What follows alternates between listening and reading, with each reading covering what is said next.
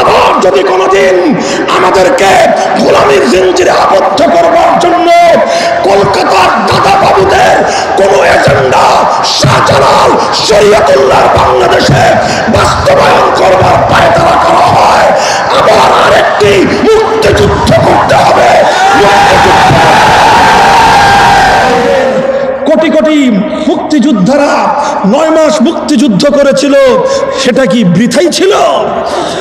এদেশের তরুণ ছেলেরা পশ্চিম পাকিস্তানের হানাদারদের হাত থেকে মুক্তির স্বাধীনতার লাল সূর্য ছিনিয়ে এনেছিল। লক্ষ প্রাণের বিনিময়ে আমার মুক্তিযুদ্ধের মাধ্যমে বাংলাদেশ স্বাধীনতা অর্জন করেছিল। এদেশের স্বাধীনতার প্রকৃত মর্ম তোমাকে বুঝতে হলে, এদেশের প্রকৃত পরিচয় তোমাকে বুঝতে হলে 55,000 বর্গ মাইলের এই লাল সবুজের পতাকা আর এই লাল সবুজের মানচিত্রের গুরুত্ব বুঝতে হলে তোমাকে 3টি আধিপত্যবাদ বিরোধী সংগ্রামের ইতিহাস বুঝতে হবে। আমরা প্রথম সংগ্রাম করেছি 200 বছর ব্রিটিশের বিরুদ্ধে, আমরা তারপরে সংগ্রাম করেছি 50 বছর পর্যন্ত কলকাতার দাদাবাবুদের বিরুদ্ধে, তারপরে সংগ্রাম করেছি 24 বছর পর্যন্ত পশ্চিম পাকিস্তানের স্বৈরাচারের বিরুদ্ধে। এই 3 সংগ্রামের একটা সংগ্রামকেও যদি মাইনাস করা হয়, বাংলাদেশের ইতিহাসকে খণ্ডিত করা হয়। 3 সংগ্রামের 3 আধিপত্যবাদের বিরুদ্ধে লড়াই করার এই চেতনার নাম হলো বাংলাদেশ। ওই কথাটাই বলতে চাই। আজ মাঝে মাঝেই মাথা চারা দিয়ে উঠে ওই ব্রিটিশদের গোলামেরা, কলকাতার দালাল আর চামচারা হাতে মশাল নিয়ে চামচিকার মতো এদেশটাকে আবার কলকাতার অধীনস্থ করবার পায়তারা এবং ষড়যন্ত্র নিয়ে ময়দানে অবতীর্ণ হয়। মুহতারাম হাজিরিন, যারা বাংলাদেশকে ভালোবাসো, যারা এদেশের 55,000 বর্গ মাইলের মানচিত্রকে ভালোবাসো, যারা লাল সবুজের পতাকাকে ভালোবাসো, তোমাদের কাছে আমানত যেমনি ভাবে স্বৈরাচারী পশ্চিম পাকিস্তানি খান পাঠানদের আধিপত্যবাদ তোমরা মানো নাই, আবার যদি কোনোদিন আমাদেরকে গোলামীর জিঞ্জিরে আবদ্ধ করবার জন্য কলকাতার দাদা বাবুদের কোন এজেন্ডা শাহজালাল শরীয়তুল্লাহ বাংলাদেশে বাস্তবায়ন করবার পায়তারা করা হয়, আবার আরেকটি মুক্তিযুদ্ধ করতে হবে।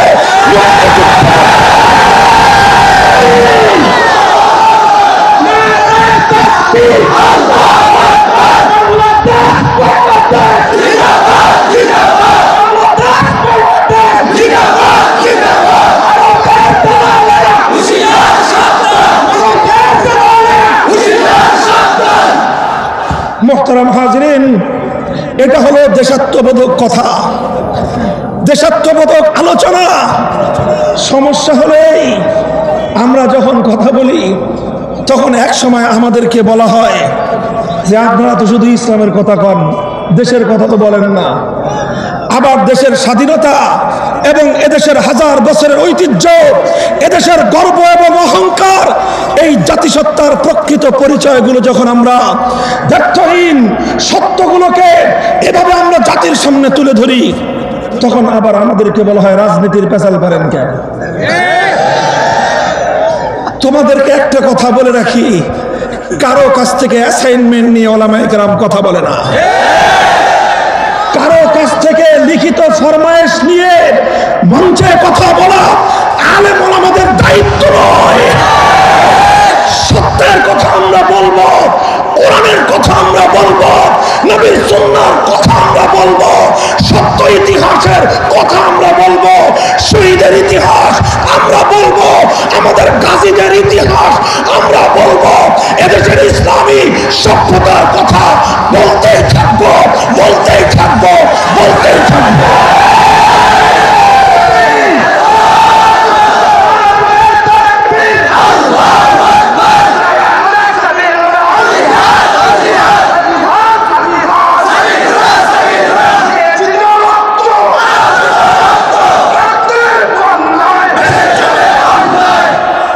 হেফাজতে ইসলাম বাংলাদেশের ভাব মর্যাদা নষ্ট করেছে না বাংলাদেশের ভাব মর্যাদার উন্নতি করেছে? আজ সারা পৃথিবী বাংলাদেশকে স্যালুট জানায়। 250 কোটি মুসলমান আজকে বাঙালিদেরকে হিরো বলে সালাম জানায়। এটা এদেশের উলামায়ে কেরামের একচ্ছত্র অবদান। মুহতারাম হাজিরিন, কাজী যাদের এই বাংলাদেশ পছন্দ হয় না, যাদের এই নবী প্রেমিকদের এই বিক্ষোভ ভালো লাগে না, ইসলাম এবং মুসলমানদের এই জনগণ যাদের কর্মকুহরে বরদাস্ত হয় না, তাদের জন্য পয়গাম হলো কুল মউতু বিগাইজিকুম, কুল মউতু বিগাইজিকুম, কচু গাছের সঙ্গে দড়ি দিয়ে মরে যাও, কোনো আপত্তি নাই। বাংলাদেশের শত্রু বাংলাদেশে থাকতে পারবে না। এটাই বাংলাদেশ, এটাই বাংলাদেশের ইতিহাস, এটাই বাংলাদেশের গৌরব, এটাই বাংলাদেশের অহংকার। এই দেশ জন্ম নিয়েছে এদেশের মাটিতে, প্রতি ইঞ্চি মাটিতে মালিকানার অধিকার নিয়ে থাকি।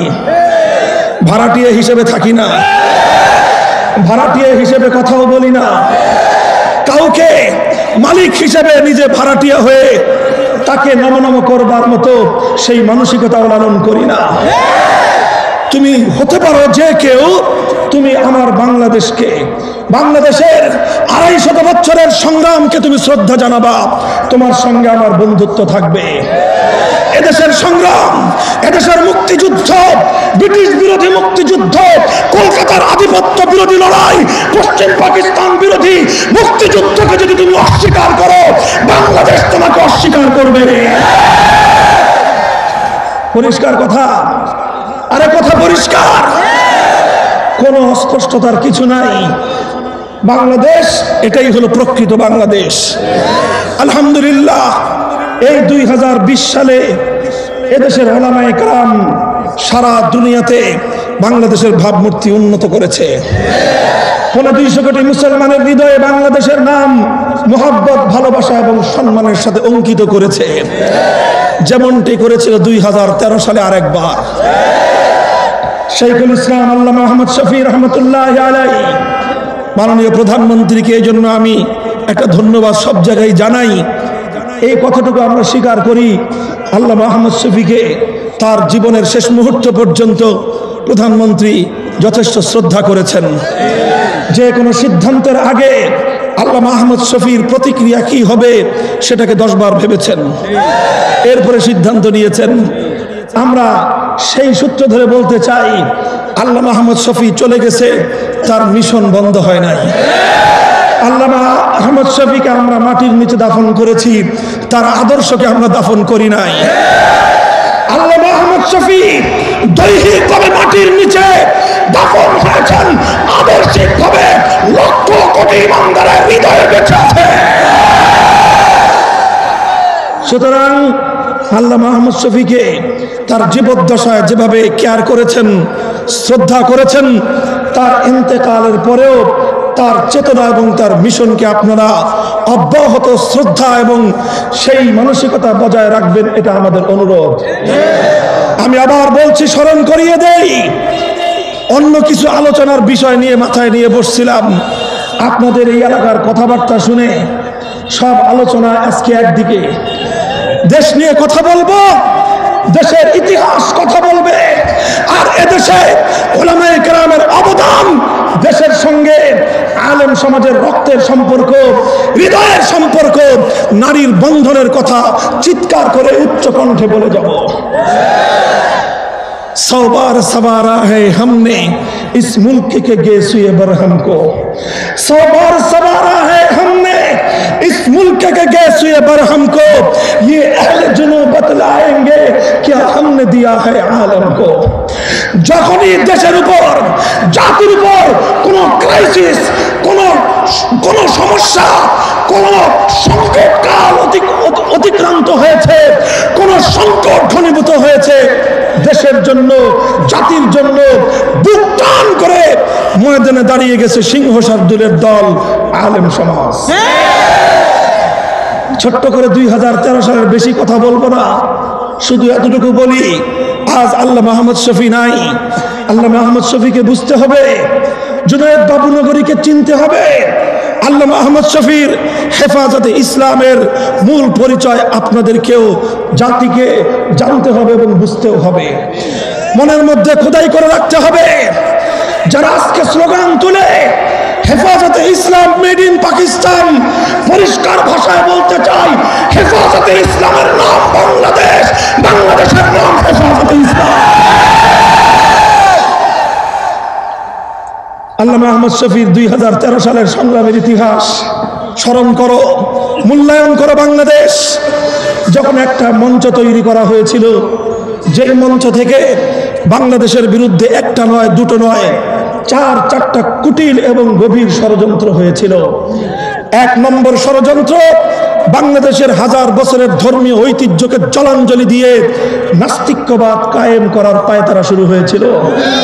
2 নম্বর, এদেশের হাজার বছরের শালীনতা, সভ্যতা, ভদ্রতা, শ্লীলতাকে জলাঞ্জলি দিয়ে বেহায়াপনার আড্ডাখানা তৈরি করবার চেষ্টা করা হয়েছিল। রাত 10টা, 11টা, 12টা, 1টা, রাত নাই দিন নাই, ঘোর অন্ধকারে রাজপথে মঞ্চ তৈরি করে যুবক যুবতীর একসঙ্গে অশ্লীলতা, বেহায়াপনায় মেতে উঠেছিল, যেটা বাংলাদেশের হাজার বছরের সভ্যতা এবং শালীনতার ইতিহাসের জন্য এক ভয়ঙ্কর পরিণতি ডেকে আনছিল। এদেশটা সভ্যতার দেশ না অসভ্যতার দেশ, এদেশটা শ্লীলতার দেশ না অশ্লীলতার দেশ, এদেশটা নোংরামির দেশ না, এদেশটা ভদ্রতার দেশ। রাত 12টার সময় একটা মেয়ে, যুবতী মেয়ে, তার ঘর থেকে, সঙ্গে তার বাবা নেই, তার বড় ভাই নেই, তার স্বামী নেই, কোনো অভিভাবক নেই, একটা যুবতী মেয়ে বন্ধু বান্ধব সহকর্মী নামক ওই সকল লম্পটদের সঙ্গে গিয়ে রাস্তার ঘাটের মোড়ে মোড়ে উল্লাস করবে, নৃত্য করবে, অশ্লীল অঙ্গভঙ্গি করবে। এটা কি বেহায়াপনা না সভ্যতা? 2013 সালের মঞ্চ থেকে এই অসভ্যতাকেই গোটা বাংলাদেশে প্রমোট করার চেষ্টা করা হয়েছিল। এটা যদি বাংলাদেশে বাস্তবায়িত হতো, এদেশের মুসলমান এবং হিন্দুদের হাজার বছরের রক্ষণশীলতা, শালীনতার এবং হাজার বছরের লজ্জাশীলতা ধ্বংস হয়ে যেত। এটা ছিল বাংলাদেশ বিরোধী 2 নম্বর ষড়যন্ত্র। 3 নম্বর ষড়যন্ত্র ছিল এদেশের 90% মুসলমানদের হৃদয়ের শাহানশাহ সরওয়ারে কায়নাত মুহাম্মদ আরবি সাল্লাল্লাহু আলাইহি ওয়াসাল্লামের ইজ্জত এবং সংগ্রামকে, ইজ্জত এবং সম্মানকে ধুলোয় মিশিয়ে দেওয়ার জন্য কুখ্যাত মুরতাদ ব্লগার চক্র ওই মঞ্চকে কেন্দ্র করে নবীর ইজ্জতের উপর উপর্যুপরি আঘাত করেছিল। নবীর ইজ্জতের উপর আঘাত, এটা বাংলাদেশের বিরুদ্ধে আঘাত। নবীর ইজ্জতের উপর আক্রমণ, এটা দেশের জাতিসত্তার বিরুদ্ধে আক্রমণ। এটা ছিল এদেশের বিরুদ্ধে 3 নম্বর ষড়যন্ত্র। 4 নম্বর ষড়যন্ত্র ছিল সন্ধ্যা হওয়ার পরেই বাংলার বিভিন্ন শহরে, নগরে, বন্দরে মোমবাতি জ্বালায়ে একদল লোক রাস্তায় দাঁড়ায় থাকতো। ইসলামী সভ্যতা, সংস্কৃতিকে বিদায় করে দিয়ে মোমবাতি আর প্রদীপ জ্বালিয়ে হিন্দুয়ানি সংস্কৃতির মাধ্যমে বাংলাদেশের 90% মুসলমানদের ইমানি চেতনাকে, ধর্মীয় সংস্কৃতিকে ধ্বংস করবার পায়তারা চলছিল। এই সব অপকর্ম চলছিল, আর এই অপকর্মগুলোকে ঢাকবার জন্য মঞ্চের মধ্যে নাম দেওয়া হয়েছিল মুক্তিযুদ্ধের চেতনার মঞ্চ। নাম ছিল দেশ বিরোধী, কাজ ছিল দেশ বিরোধী, নাম ছিল দেশপ্রেমী। আবার বলছি, কাজ ছিল দেশ বিরোধী, কাজ ছিল স্বাধীনতা বিরোধী, কাজ ছিল মুক্তিযুদ্ধের চেতনা বিরোধী। আর সাইনবোর্ড ঝুলিয়েছে মুক্তিযুদ্ধের চেতনার দেশপ্রেমী সাইনবোর্ড, ভিতরে একটা বাইরে একটা, এটার নাম মুনাফিকি আর গাদ্দারি। এই গাদ্দারির মঞ্চ তৈরি করে বাংলাদেশের ভিতর থেকে নয়, বাংলাদেশের বাইরের কোনো এক শত্রুর, তাদের আশীর্বাদে, তাদের পেট্রোনাইজ আর তাদের কাঁচা টাকায়, তাদের কাঁচা টাকার আশীর্বাদ পুষ্ট একটা মহল বাংলাদেশের সরকারকে উপেক্ষা করে আরেকটা নতুন সরকার গঠন করেছিল। আরে দেশকে আমাদের কাছ থেকে আপনাদের কিছু শিখবার আছে। দুঃখ লাগে এদেশের জন্য, এদেশের আলেম সমাজ কি করেছেন জানি আপনারা সেটা স্বীকার করতে চাইবেন না, কিন্তু যদি স্বীকার না করেন তাহলে সত্য আপনার স্বীকারোক্তির উপর বসে থাকবে না, সত্য চিরদিন ভাস্বর হয়েই থাকে। তখন এদেশের অনেক মানুষ আক্ষেপ করে বলতো, অনেক মানুষ আক্ষেপ করে বলতো বাংলাদেশে এখন দুই সরকার। আপনাদের মনে আছে কিনা জানি না, আমার মনে আছে। বলতো বাংলাদেশে এখন দুই সরকার, এক সরকার হলো শেখ হাসিনার সরকার, আর একটা হলো ইমরান এইচের সরকার। কথাটা আপনাদের মনে আছে কিনা? আজও আমার কণ্ঠে, আমার হৃদয়ে সেই ভয়ঙ্কর চিত্রের কথা, সেই ভয়ঙ্কর, সেই বাংলাদেশ বিরোধী ভয়ানক চক্রান্ত আজও আমার শরীরকে শিহরিত করে দেয়। আজও আমি ভয়ে ভয়ে আটকে উঠি। মুহতারাম হাজরিন, সরকার এমন একটা ভয়াবহ অবস্থার সম্মুখীন হয়ে গিয়েছিল, কিছু বলতেও পারে না, সইতেও পারে না। এটা সরকারের অবস্থা ছিল, সরকারের অবস্থা ছিল। শাহবাগ থেকে ইমরান এইচ সরকার একটা নির্দেশ জারি করে, ইমরান এইচ সরকার বলে পতাকা নামবে, জাতীয় সংসদের পতাকা অর্ধেক নেমে যায়। ইমরান এইচ সরকার ঘোষণা দেয় পতাকা উঠবে, সচিবালয়ের পতাকা উঠে যায়। ভাবসাবটা এরকম যে এদেশের জনগণের নির্বাচিত প্রধানমন্ত্রীর চেয়েও ইমরান এইচ সরকারের জন্য ক্ষমতা বেশি হয়ে গেছিল।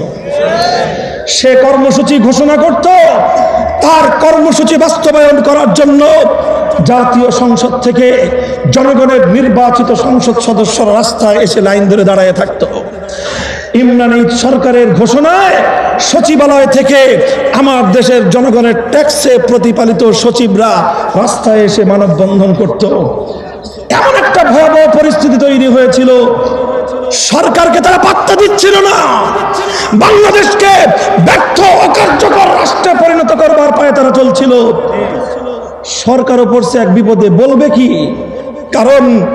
কারণ ওই মঞ্চের সম্পর্ক ছিল এক বিশাল বহির্শক্তির সাথে, যারা বাংলাদেশের স্বাধীনতাকে কোনোদিন ভালো চোখে দেখে নাই, যারা ক্রিকেট খেলবার সময় আমাদেরকে খোঁচা দেয় যে আমাদের স্বাধীনতা নাকি তাদের বদান্যতা, ওরা নাকি আমাদেরকে স্বাধীনতা ভিক্ষা দিয়েছে। তাহলে আমাদের কোটি কোটি মুক্তিযোদ্ধারা 9 মাস মুক্তিযুদ্ধ করেছিল, সেটা কি বৃথাই ছিল? এদেশের তরুণ ছেলেরা পশ্চিম পাকিস্তানের হানাদারদের হাত থেকে মুক্তির স্বাধীনতার লাল সূর্য ছিনিয়ে এনেছিল। লক্ষ প্রাণের বিনিময়ে আমার মুক্তিযুদ্ধের মাধ্যমে বাংলাদেশ স্বাধীনতা অর্জন করেছিল।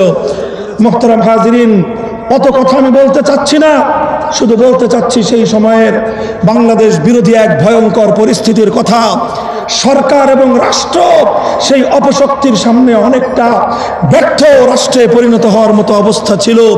গোটা দেশের মানুষ, রাষ্ট্রের মানুষ, সরকারের নীতি নির্ধারণী বড় বড় ব্যক্তিরা তারাও চাইতেছিল বাংলাদেশকে মুক্ত করার জন্য কোনো এক মহামানবের আবির্ভাব হোক, কোনো একজন সংগ্রামী মহান নেতা তিনি ডাক দিন, গোটা দেশকে তিনি জাগ্রত করে দেন।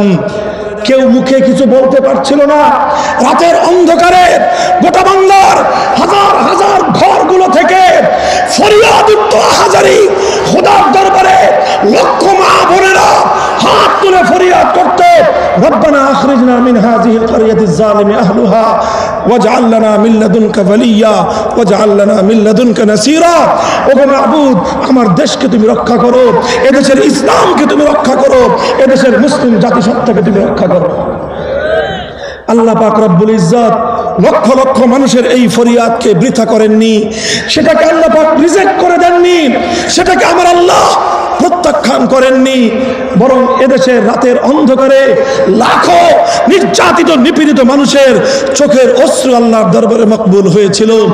আর সেই মানুষের কান্নার বদৌলতে এক আল্লামা আহমদ শফী জীবনের 85 বছর পর্যন্ত যার ইতিহাস হলো হাটহাজারীর একটা মাদ্রাসা পরিচালনার ইতিহাস, 85 বছর পর্যন্ত যার ইতিহাস ছিল হাদিসের মসনদে বসে হাদিস অধ্যয়ন এবং হাদিসের পাঠদান করার ইতিহাস, যার 85 বছরের ইতিহাস ছিল খানকার নিবৃত কর্নারে বসে আত্মশুদ্ধি আর রুহানিয়তের মেহনত করার, পীর বুজুর্গি করার একটা ইতিহাস। তিনি কোনোদিন রাজপথে ছিলেন না, কিন্তু যখন দেশ জাতি মহাক্রান্তিকালে পতিত হলো, দুর্যোগে পতিত হলো, দেশকে রক্ষা করবার জন্য, বাংলাদেশের স্বাধীনতাকে রক্ষা করবার জন্য, এদেশের ঐতিহ্যকে হেফাজত করবার জন্য প্রায় 90 বছরের সেই বৃদ্ধ আল্লামা আহমদ শফী তিনি একটা আযান দিয়েছিলেন, এক আযান দিয়েছিলেন। সে আযান ছিল বাংলাদেশকে হেফাজত করবার আযান, সে আযান ছিল আল্লাহ নবীর ইজ্জতকে হেফাজত করবার আযান, সে আযান ছিল বাংলাদেশের স্বাধীনতাকে রক্ষা করবার আযান। মুহূর্তের মধ্যে ইথারে ইথারে সে আযানের পয়গাম পৌঁছে গেল টেকনাফ থেকে তেতুলিয়ায়। এরপর মানুষ ছুটলো, আবার বৃদ্ধ বনিতা বাঘ ভাঙ্গা জোয়ারের মতো এক আল্লামা আহমদ শফীর ডাকে ঢাকার রাজধানীতে, মসজিদের নগর, বাংলাদেশের রাজধানী ঢাকাকে সেই নাস্তিক মুরতাদ ব্লগার চক্র, দেশ বিরোধী, বাংলাদেশ বিরোধী, স্বাধীনতা বিরোধী কুলাঙ্গারদের হাত থেকে রক্ষা করবার জন্য লক্ষ লক্ষ জনতা বাঘ ভাঙ্গা স্রোত ছুটেছিল শাপলা চত্বরের দিকে। 2013 সালের 5ই মে শাপলা চত্বরের সংগ্রাম ছিল নতুন বালাকোটের সংগ্রাম। 2013 5ই মে শাপলা চত্বর ছিল আধিপত্যবাদ বিরোধী স্বাধীনতা সংগ্রামে সেই 1857 সালের সিপাহী বিদ্রোহের নতুন অধ্যায়। 2013 সালের শাপলা চত্বরের সেই মঞ্চটা ছিল 1971 সালে ইনশাআল্লাহ বলে সেই মুক্তিযুদ্ধের ঘোষণা দেওয়া হয়েছিল। সেই মুক্তিযুদ্ধের ইনশাআল্লাহ আল্লাহর ইজ্জত, আল্লাহর বরত্ব, আল্লাহর পবিত্র ইসলামের মর্যাদা রক্ষা করবার মুক্তিযুদ্ধের আওয়াজ।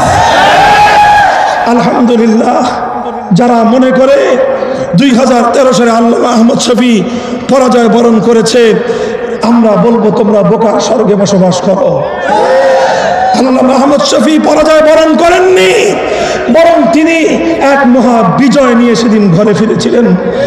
সেই বিজয়টা হলো আল্লামা আহমদ শফীর আজানে সাড়া দেওয়া লক্ষ কোটি এই মুসল্লিদের বাঘ ভাঙ্গা স্রোতে দেশ বিরোধী, স্বাধীনতা বিরোধী, ইসলাম বিরোধী, লজ্জা এবং সম্ভ্রম, লজ্জা এবং হায়া শরম বিরোধী, বাংলাদেশের স্বাধীনতা বিরোধী, আল্লাহর পয়গম্বরের ইজ্জতের শত্রু সেই কুলাঙ্গার নাস্তিক মুরতাদ গোষ্ঠী আল্লামা আহমদ শফীর সেই জনস্রোতে ভেসে বঙ্গোপসাগরে ভেসে গেছে। সেই দেশ বিরোধী বাংলাদেশের সরকারকে উপেক্ষা করে, সরকারকে বৃদ্ধাঙ্গুলি দেখিয়ে গজে ওঠা ইমরান এই সরকারকে এদেশের কোন রাজনৈতিক দল কিছুই করতে পারে নাই। তাদের বিরুদ্ধে বিএনপি ব্যর্থ ছিল, তাদের বিরুদ্ধে আওয়ামী লীগ ব্যর্থ ছিল, তাদের বিরুদ্ধে এদেশের প্রশাসন ব্যর্থ ছিল, তাদের বিরুদ্ধে এদেশের রাজনৈতিক নেতারা ব্যর্থ ছিল। দেশ বিরোধী সেই ষড়যন্ত্রের বিরুদ্ধে সফল কাম ছিল আল্লামা আহমদ শফী আর হেফাজতে ইসলাম।